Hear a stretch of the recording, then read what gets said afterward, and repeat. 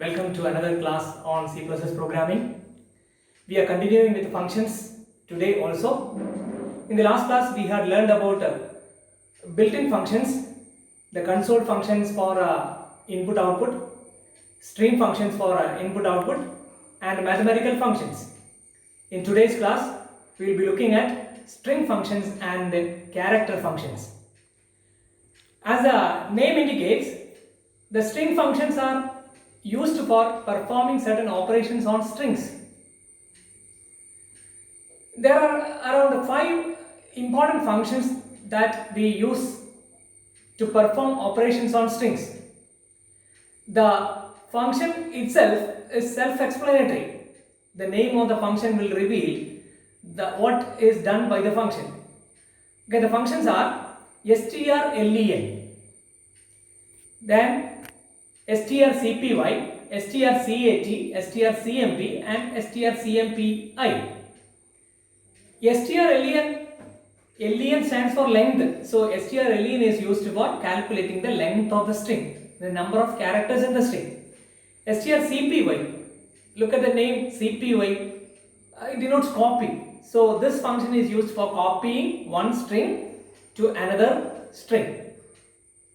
Then strcat is used for joining two strings.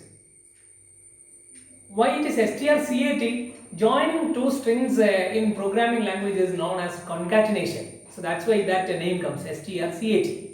Then we have strcmp, which is used for comparing two strings, and strcmpi, which is again used for comparing two strings but with ignoring cases.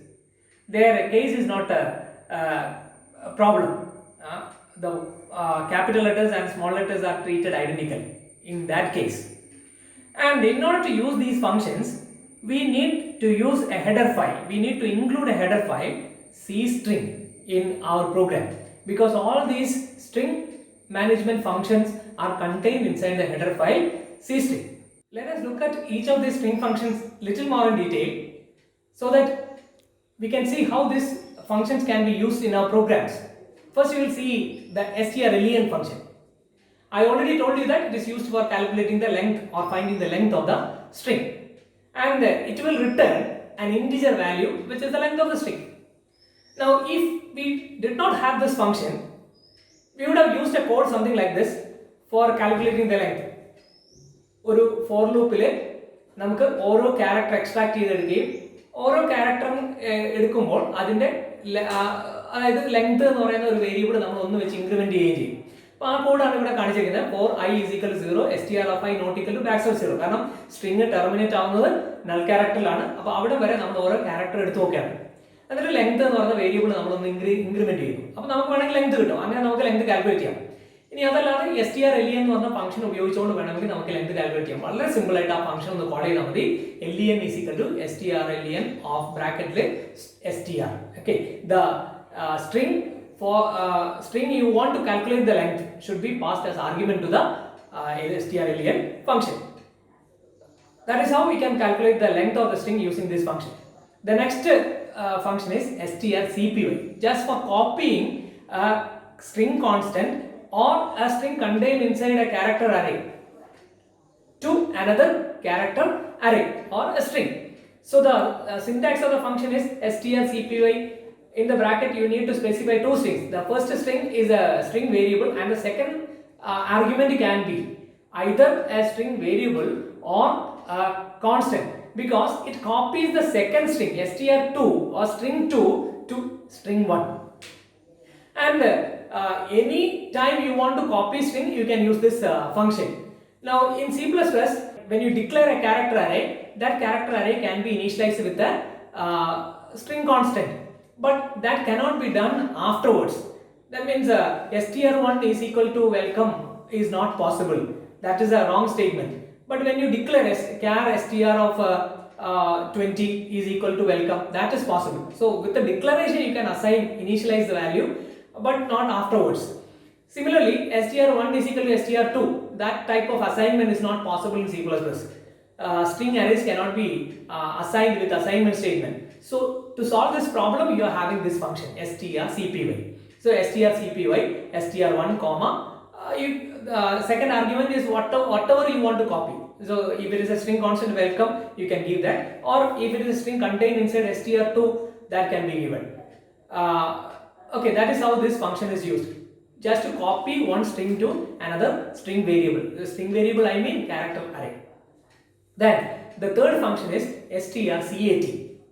I already told you that cat stands for concatenation. This is appending one string to another string. ഒരു സ്ട്രിങ്ങിന്റെ എൻഡിലേക്ക് മറ്റൊരു string add ചെയ്യാൻ വേണ്ടിയിട്ട്, അതായത് രണ്ട് സ്ട്രിങ്ങുകൾ തമ്മിൽ join ചെയ്യാൻ വേണ്ടി ഉപയോഗിക്കുന്ന ഒരു ഫംഗ്ഷൻ ആണ് strcat എന്ന് പറയുന്ന ഫംഗ്ഷൻ. ഇവിടെയും രണ്ട് ആർഗ്യുമെന്റ് ആണ്. ഒന്നാമത്തെ ആർഗ്യുമെന്റിലേക്ക് രണ്ടാമത്തെ ആർഗ്യുമെന്റിന്റെ കണ്ടന്റ് ജോയിൻ ചെയ്യുന്നു. അപ്പോൾ നമ്മൾ we have to be careful with the size of the first string, because നമ്മൾ ആദ്യത്തെ ഒരു സ്ട്രിങ്ങിന്റെ കണ്ടന്റും അതിന്റെ കൂടത്തിൽ രണ്ടാമത്തെ സ്ട്രിങ് വരുന്നത് കാരണം രണ്ടാമത്തെ സ്ട്രിങ്ങും കൂടെ ജോയിൻ ചെയ്യാനുള്ള അല്ലെങ്കിൽ കണ്ടെയ്ൻ ചെയ്യാനുള്ള സൈസ് ഒന്നാമത്തെ സ്ട്രിങ്ങിന് ഉണ്ടായിരിക്കണം. അപ്പോൾ ആ ഒരു കാര്യം നമ്മൾ ശ്രദ്ധിക്കണം. അപ്പോൾ ഇവിടെ നമുക്ക് ഒരു ചെറിയ പ്രോഗ്രാമിംഗ് സെഗ്മെന്റ് നോക്കാം. char s1 20 string characters contain ചെയ്യാൻ പറ്റുന്ന ഒരു സ്ട്രിങ് വേരിയബിളിലേക്ക് വെൽക്കം എന്ന് പറയുന്ന ഒരു സ്ട്രിങ് ഞാൻ അസൈൻ ചെയ്തിട്ടുണ്ട്. അതേപോലെ തന്നെ s2 എന്ന് പറയുന്ന ഒരു വേരിയബിളിലേക്ക്, അത് ഒരു അറേ ആണ്, ഒരു ക്യാരക്ടർ അറേ ആണ്, അതിലേക്ക് 2c++ എന്ന് പറയുന്ന ഒരു സ്ട്രിങ് അസൈൻ ചെയ്തു. എന്നിട്ട് s1ഉം s2ഉം തമ്മിൽ ജോയിൻ ചെയ്യണം. അതായത് ഇവിടെ സംഭവിക്കുന്നത് s2ന് മാറ്റമൊന്നും വരുന്നില്ല, s1ലേക്ക് s2ന്റെ കണ്ടന്റ് കൂടി ജോയിൻ ചെയ്യുന്നു. s2 remains as it is. So strcat s1, s2. And if you print the value of display the value of s1, what you get as output? You will get welcome to C++. Originally s1 had only welcome. ഇപ്പോൾ 2c++ എന്ന് പറയുന്ന ആ ഒരു സ്ട്രിങ്ങും കൂടി അതിലേക്ക് join ചെയ്യും. അപ്പോൾ അവിടെ ശ്രദ്ധിക്കാനുള്ള ഒരു കാര്യം എന്ന് പറഞ്ഞാൽ, നമ്മൾ രണ്ടാമത്തെ സ്ട്രിങ് ജോയിൻ ചെയ്യുമ്പോൾ ഫസ്റ്റ് സ്ട്രിങ്ങും സെക്കൻഡ് സ്ട്രിങ്ങും തമ്മിൽ എന്തെങ്കിലും ഒരു സ്പേസിംഗ് വേണമെന്നുണ്ടെങ്കിൽ അതും കൂടി നമ്മൾ സ്ട്രിങ്ങിൽ ഉൾപ്പെടുത്തിയിരിക്കണം, അല്ലെങ്കിൽ അത് ജോയിൻ ചെയ്തിരിക്കണം. അപ്പോൾ അതുകൊണ്ട് രണ്ടാമത്തെ സ്ട്രിങ് നമ്മൾ അസൈൻ ചെയ്തപ്പോൾ ഡബിൾ കോട്ട്സ് ഇട്ടതിന് ശേഷം ഒരു സ്പേസ് കൂടെ കൊടുത്തിട്ടാണ് 2c++ എന്ന് കൊടുത്തിരിക്കുന്നത്. അതിന് എന്തിനു വേണ്ടിയിട്ടാണെന്ന് ചോദിച്ചു കഴിഞ്ഞാൽ, നമ്മൾ ജോയിൻ ചെയ്ത് കഴിയുമ്പോൾ വെൽക്കം കഴിഞ്ഞിട്ട് ഒരു സ്പേസ് നമുക്ക് കിട്ടാൻ വേണ്ടിയിട്ടാണ്. അപ്പോൾ ഇങ്ങനെയാണ് നമ്മൾ ഈ ഫംഗ്ഷൻ യൂസ് ചെയ്യുന്നത്. strcat use for concatenation of two strings, appending two strings or joining two strings. The next function is strcmp. cmp stands for compare. രണ്ട് സ്ട്രിങ്ങുകൾ കമ്പയർ ചെയ്യാൻ വേണ്ടിയിട്ട് ഉപയോഗിക്കുന്ന ഫംഗ്ഷനാണ്. കമ്പയർ ചെയ്യാന്ന് പറഞ്ഞാൽ എന്താണ്? ഫസ്റ്റ് സ്ട്രിങ്ങും സെക്കൻഡ് സ്ട്രിങ്ങും ഐഡന്റിക്കൽ ആണോ, ഇനി അല്ലെങ്കിൽ എങ്ങനെയാണ് അത് ഡിഫർ ചെയ്യുന്നത്. ഇവിടെ ഒരു കമ്പാരിസൺ നടത്തുന്ന ആസ്കി വാല്യൂവിനെ ബേസ് ചെയ്തിട്ടാണ്. അതുകൊണ്ട് നമുക്ക് കിട്ടുന്ന വാല്യൂ, റിട്ടേൺ ചെയ്യുന്ന വാല്യൂ എന്ന് പറയുന്നത്, ഇത് ഒരു ഇന്റീജർ വാല്യൂ ആണ് strcmp എന്ന് പറയുന്ന ഫംഗ്ഷൻ റിട്ടേൺ ചെയ്യുന്നത്. ഇതിന്റെ ആർഗ്യുമെന്റ് ആയിട്ട് നമ്മൾ രണ്ട് സ്ട്രിങ്ങുകളാണ് കൊടുക്കുന്നത്. So the usage is in strcmp ബ്രാക്കറ്റിൽ രണ്ട് argument string 1 and string 2. Compare string 1 and string 2. And value returned by this function is either 0 എന്ന വാല്യൂ ആണ് നമുക്ക് കിട്ടുന്നതെങ്കിൽ അതിന്റെ അർത്ഥം നമ്മൾ കൊടുത്തേക്കുന്ന രണ്ട് ആർഗ്യുമെന്റുകളും ഐഡന്റിക്കൽ ആയിട്ടുള്ള വാല്യൂസ് ആണ്, രണ്ട് സ്ട്രിങ്ങും ഐഡന്റിക്കൽ ആണ്. ഇനി അതല്ല, ഒരു നെഗറ്റീവ് വാല്യൂ ആണ് കിട്ടുന്നതെങ്കിൽ string 1 is alphabetically lower than string 2 എന്നാണ്. അതായത് നമ്മൾ ആൽഫബറ്റിക്കൽ ഓർഡറിൽ അറേഞ്ച് ചെയ്യുമ്പോൾ string 1 ആയിരിക്കും ആദ്യം വരുന്നതെന്ന് അർത്ഥം. അത് കഴിഞ്ഞതിന് ശേഷം മാത്രമേ string 2 വരുള്ളൂ. അപ്പോൾ അതാണ് നെഗറ്റീവ് വാല്യൂവിന്റെ സിഗ്നിഫിക്കൻസ്. ഇനി പോസിറ്റീവ് വാല്യൂ ആണ് കിട്ടുന്നതെങ്കിലോ, പോസിറ്റീവ് വാല്യൂ ആണെങ്കിൽ string 1 is alphabetically higher than string 2. അപ്പോൾ ആൽഫബറ്റിക്കൽ ഓർഡർ നോക്കുമ്പോൾ string 2 ആയിരിക്കും ആദ്യം വരുന്നത്, അത് കഴിഞ്ഞ ശേഷം മാത്രമേ string 1 വരുള്ളൂ. അപ്പോൾ ഈ മൂന്ന് വാല്യൂസിനെ ബേസ് ചെയ്തിട്ടാണ് നമുക്ക് ചിലപ്പോൾ കമ്പയർ ഒക്കെ ചെയ്തിട്ട് നമുക്ക് സോർട്ട് ഒക്കെ ചെയ്യേണ്ടതായിട്ട് വരുമ്പോൾ ഈ ഒരു ഫംഗ്ഷൻ ആണ് നമ്മൾ യൂസ് ചെയ്യുക, strcmp എന്ന് പറയുന്ന function. So depending on the return value you can decide where to put the string. Okay, whether it is identical or whether it comes before in the alphabetical order or in the or after.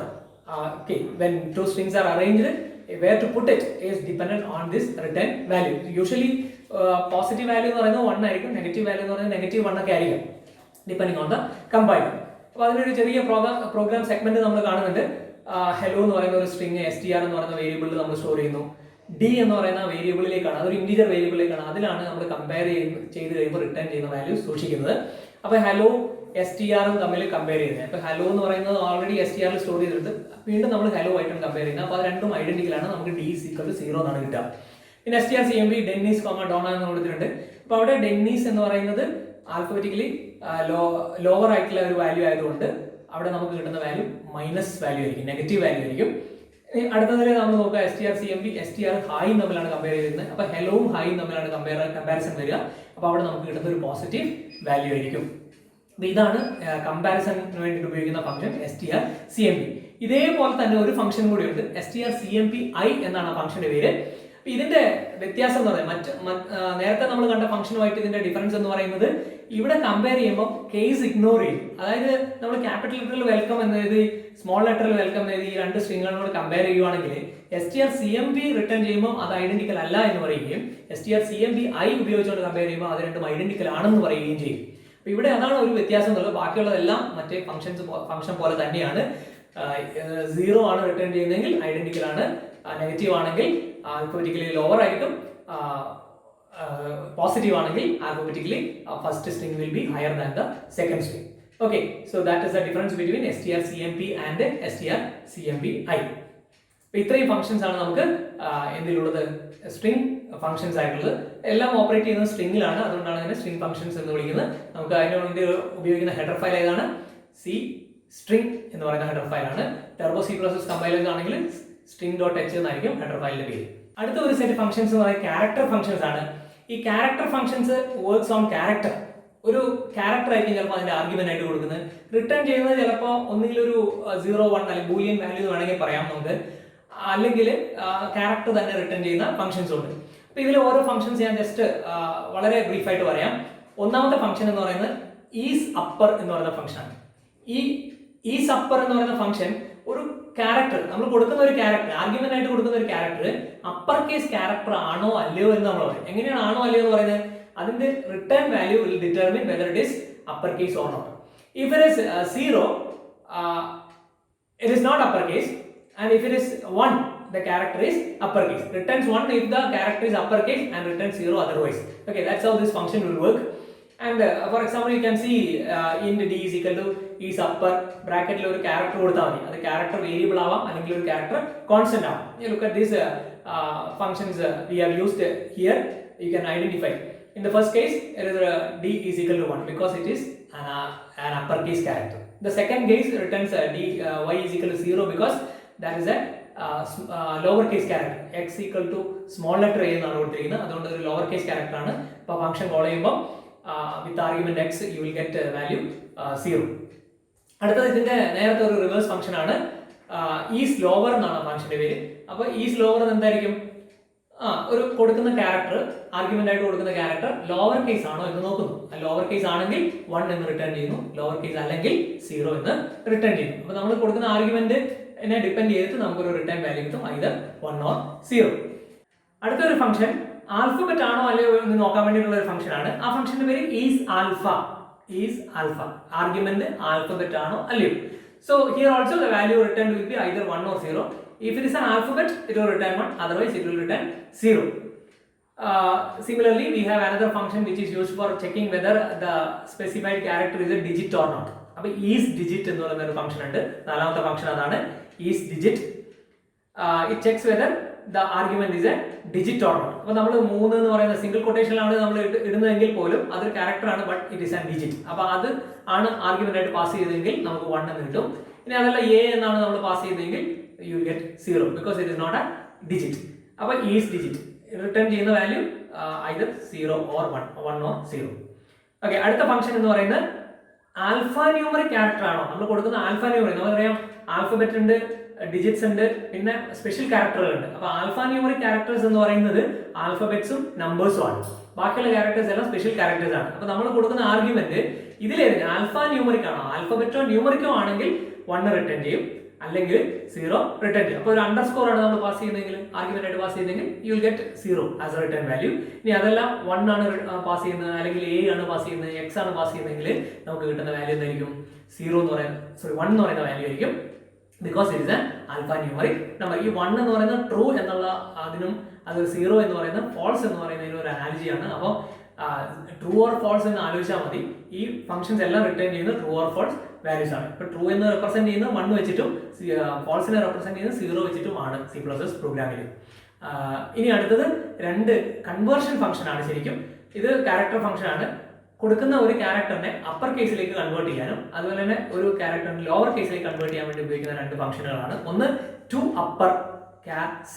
അപ്പോൾ argument ആയിട്ട് ഒരു character pass ചെയ്യണം. അതിനെ എന്തായിട്ട് മാറ്റും? Upper കേസിലേക്ക് convert ചെയ്യും. Lower case ആണെങ്കിൽ അപ്പർ കേസിലേക്ക് കൺവേർട്ട് ചെയ്യും, അല്ലെങ്കിൽ അതുപോലെ തന്നെ നിലനിർത്തും. അപ്പോൾ ആ അപ്പർ കേസിലേക്ക് കൺവേർട്ട് ചെയ്തിട്ടുള്ള ക്യാരക്ടറാണ് റിട്ടേൺ ചെയ്യുന്നത്. So char c is equal to 2 upper ബ്രാക്കറ്റിൽ നമ്മൾ ഒരു സ്മോൾ ലെറ്റർ കൊടുത്തു കഴിഞ്ഞാൽ that will be converted. ഇനി അടുത്തത് നമുക്ക് ലോവർ കേസിലേക്ക് കൺവേർട്ട് ചെയ്യാനുള്ള ഒരു ഫംഗ്ഷൻ ആണ്. അപ്പോൾ ടു ലോവർ എന്നായിരിക്കും ആ ഫംഗ്ഷന്റെ പേര്. ടു ലോവറിലേക്ക് അതിൽ ഒരു ആർഗ്യുമെന്റ് നമ്മൾ പാസ് ചെയ്യുന്നു. ആ ആർഗ്യുമെന്റിനെ ലോവർ കേസ് ആക്കി മാറ്റിയിട്ട് റിട്ടേൺ ചെയ്യും. ഇനി ഇവിടെ നമുക്ക് ആൽഫബറ്റ്സ് മാത്രമേ ആർഗ്യുമെന്റ് ആയിട്ട് കൊടുത്തു കഴിഞ്ഞാൽ ഈ ഒരു കൺവേർഷൻ നടക്കുള്ളൂ. വേറെ ഏതെങ്കിലും ക്യാരക്ടേഴ്സ് ആണ് നിങ്ങൾ കൊടുക്കുന്നത്, അതായത് ഡിജിറ്റ്സോ സ്പെഷ്യൽ ക്യാരക്ടേഴ്സോ ഒക്കെ ആണ് കൊടുക്കുന്നതെങ്കിൽ അതേ ക്യാരക്ടർ തന്നെ റിട്ടേൺ ചെയ്യുള്ളൂ. അവിടെ നമുക്ക് കൺവേർഷൻ പോസിബിൾ അല്ലല്ലോ, അതുകൊണ്ട്. അപ്പോൾ ഇത്രയും ഫംഗ്ഷൻസ് ആണ് നമുക്ക് ക്യാരക്ടർ ഫംഗ്ഷൻസ് ആയിട്ടുള്ളത്. അപ്പോൾ ഏതൊക്കെയാണ് നമ്മൾ ക്യാരക്ടർ ഫംഗ്ഷൻസ് ആയിട്ട് പഠിച്ചത്? ഒന്ന് is lower, 2 is upper, 3 is alpha, 4 is digit, 5 is alnum. ഇത്രയും Boolean functions which returns either 1 or 0. ഇനി അവസാനത്തെ 2 ഫംഗ്ഷൻസ്, 2 ക്യാരക്ടേഴ്സ് റിട്ടേൺ ചെയ്യുന്ന ഫംഗ്ഷൻസ് ആണ്. ഒന്ന് ടു ലോവറും ടു അപ്പറും. ഇത്രയും ക്യാരക്ടർ ഫംഗ്ഷൻസ് ആണ് നമ്മൾ C++ൽ ഉപയോഗിക്കുന്നത്. ഞാൻ ഒരു വളരെ ഇമ്പോർട്ടൻ്റ് ആയിട്ടുള്ള ഒരു കാര്യം പറയാൻ ബാക്കിയുള്ളത് എന്താണ്? എല്ലാ ഫംഗ്ഷൻസും നമ്മൾ പഠിച്ചപ്പോൾ അതിനാവശ്യമായിട്ടുള്ള ഹെഡർ ഫയൽ നമ്മൾ പറഞ്ഞിരുന്നു. ഇവിടെ ക്യാരക്ടർ ഫംഗ്ഷൻസ് ഉപയോഗിക്കണമെന്നുണ്ടെങ്കിൽ ഏത് ഹെഡർ ഫയൽ ഉപയോഗിക്കണം? C ടൈപ്പ് എന്ന് പറയുന്ന ഹെഡർ ഫയൽ ഇൻക്ലൂഡ് ചെയ്താൽ മാത്രമേ ഈ ക്യാരക്ടർ ഫംഗ്ഷൻസ് നമുക്ക് ഉപയോഗിക്കാൻ പറ്റുള്ളൂ. അപ്പോൾ ഓർത്ത് വെക്കുക, ഏതാണ് header file? C type for character functions. Turbo C++ കമ്പൈലേഴ്സിൽ ctype.h എന്നായിരിക്കും ഹെഡർ ഫയലിന്റെ പേര്. ബാക്കി നമ്മുടെ GCC കമ്പൈലറുകളെല്ലാം C ടൈപ്പ് എന്നാണ്. ഓക്കെ, അപ്പോൾ ഇത്രയുമാണ് നമ്മൾ ബിൽറ്റ് ഇൻ ഫംഗ്ഷൻസിനെ കുറിച്ച് 2 ക്ലാസ്സുകളിലായിട്ട് നമ്മൾ പഠിച്ചിരിക്കുന്നത്. 5 ഡിഫറെന്റ് ടൈപ്സ് ഓഫ് ഫംഗ്ഷൻസിനെ കുറിച്ച് പഠിച്ചു. അപ്പോൾ ഈ ഫംഗ്ഷൻസ് എല്ലാം നമ്മൾ ഓർത്ത് വെക്കുക, പ്രോഗ്രാമിൽ ആവശ്യമായ രീതിയിൽ നമ്മൾ അതിനെയൊക്കെ ഉപയോഗപ്പെടുത്തുക. മറ്റൊരു ക്ലാസ്സിൽ നമുക്ക് യൂസർ ഡിഫൈൻഡ് ഫംഗ്ഷൻസിനെ കുറിച്ചുള്ള ഡീറ്റെയിൽസുമായിട്ട് ഞാൻ വരാം. Till then, good bye.